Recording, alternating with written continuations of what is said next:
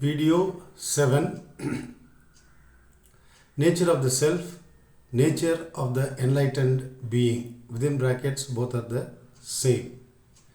We looked at two verses from Arunachala Ashtakam, 8 verses on Arunachala written by Sri Bhagavan. The first two verses we saw that he was drawn by the power of Arunachala to Tiruvannamalai, and there upon seeing the mountain he did enquiry as to who is seeing this, and the seen and the seer both became one, and there emerged non-dual realization upon Ramana Maharshi. In the next verse, these verses are very dense and packed, so I have chosen to write it down in English and I'll read it out. The third verse starts with Ninnayan Uruvena Enniye Nanna. I thought of you as a form, but here you are in the form of a mountain. Maybe Sri Bhagavan at his age 16, he did not even know what Arunachala meant. Is it a human being or something else? So he says in surprise, here you are in the form of a mountain. If I thought of you as formless, then it will be equal to someone searching for the sky throughout the universe. If I retain a thought that you are form or formless, or if I think of you as formless, then that search will continue. That will be equal to someone searching for the sky throughout the universe. It will be ridiculous because the sky is everywhere. Where is sky not? That is the point. And then he says, keeping aside all other thoughts, if I just stay quiet, or I think of you, maybe that is possible. Thinking of Brahman is allowed. If I approach you, I lose my form. He says, the way sugar is dissolved in ocean water. This is the mechanism involved in self-inquiry. And in Arunachala Ashtakam, he has given the life history, the spiritual history. He came steeped in bhakti, devotion, a dualist. Upon seeing the mountain, he did vicharam, self-inquiry. To whom is this thought? Thought disappeared. Everything became one. The same point was made in this verse too. Now next verse, it starts as Irundolir unai viduthu. When you are shining forth as a full bright light all over, when you are shining forth as full bright light all over, he is addressing Arunachala, which is nothing but Atman. If I search for you, when you are shining forth in full bright light, if I search for you, it will be equal to someone searching for darkness with a powerful torch in hand. It will be ridiculous again. So in order to educate people on your ever-shining nature, you chose to appear in different divine forms in different religions. If people do not know the ever-shining you, they are but blind people who cannot see the bright light of the sun. See here, the important point is that someone wants to search for darkness with a bright torch in hand. How is it possible? Wherever he goes, darkness would have been chased away by that light. The same way he says, what are you searching for? Are you searching for yourself? It is shining forth all the time, right now. That's what he says. But when we check within ourselves, we will say, no, I am not experiencing Atman Brahman. I am somewhere in between. What is happening? My veil is there. I need to remove it. I need to do vicharam. Of course, we have to. Okay. See, standpoint quotes are there. Sometimes jnanis speak from ordinary person's point of view. Sometimes they speak from the jnani's perspective. A jnani is already established. He doesn't need anything. He doesn't need any sadhana. But of course, let us be open-minded and learn things. That's what I would say. Song 5. This starts with Manigalir Charadana Uyirdorum Nana Madandorum. Like the string that runs through the many beads in a garland, you, which means Brahman or Arunachala, you chose to remain a thread through the beads of all individuals and religions.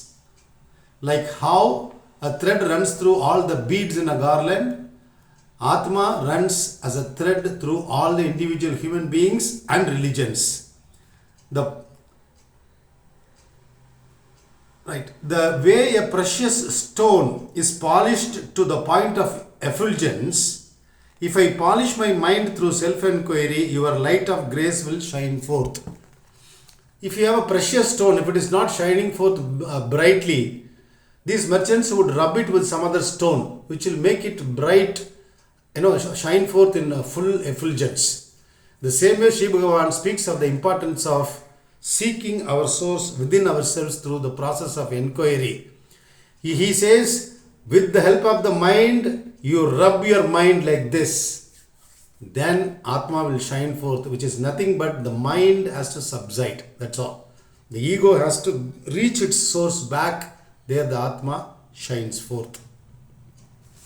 Next verse 6. It starts with Undoru Porul. The only thing that exists in my heart or in the heart of everyone is the awareness form that you are. Consciousness form that you are. The only thing that exists in the heart of all people is the awareness form that you are. Who you are? Brahman are.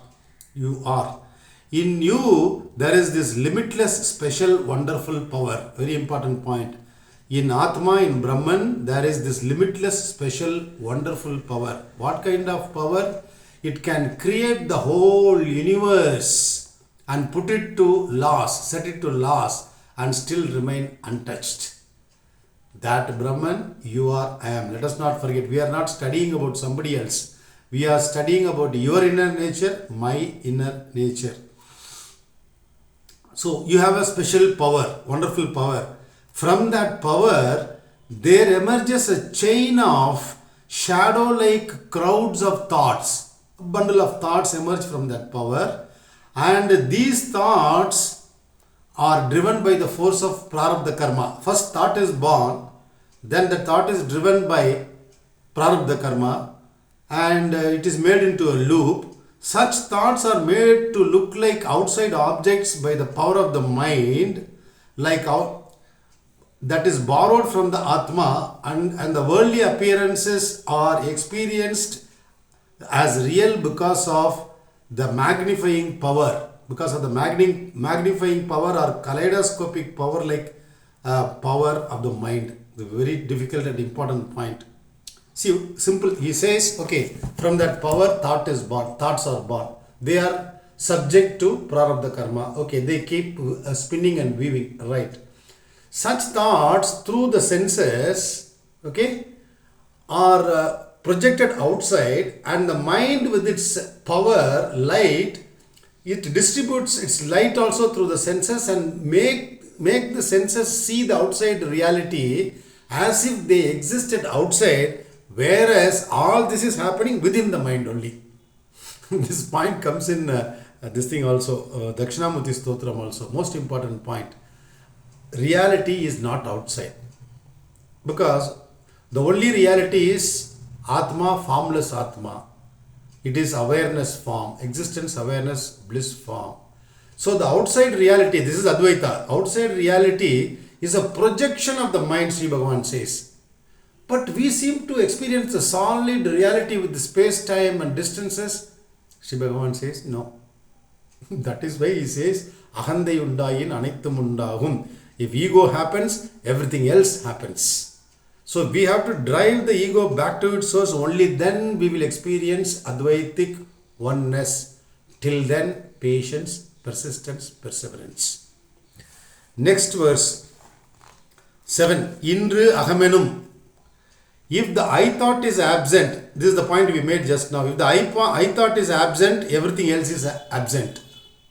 Indru ahamenum ninevu enil pira ondrum indru. Okay. Till we reach that state of no thought. If thought arises, he says seek the source. If you seek the source, it will go and subside in its source. And if it subsides, you will emerge as the emperor of the universe. None but God. Yes, this is the claim. You are one with that God.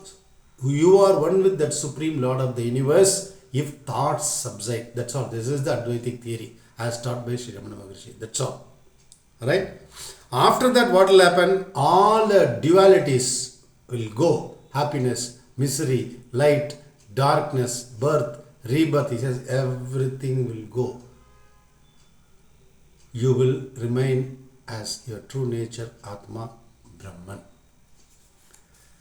The final one, eighth one, Kadalilum Eliliyal Polidarum Nidan, that song. Here he says the water that evaporates from the ocean rises up to the sky, there it forms as a cloud, and then that water which has formed as cloud will not rest until it again falls down in the form of rain and then reaches the ocean. Till then, nobody can stop it, he says. Again he says, this is an address to Arunachala. Arunachala is nothing but Atma, Brahman. He says, this body and life are born of you. And it has come out.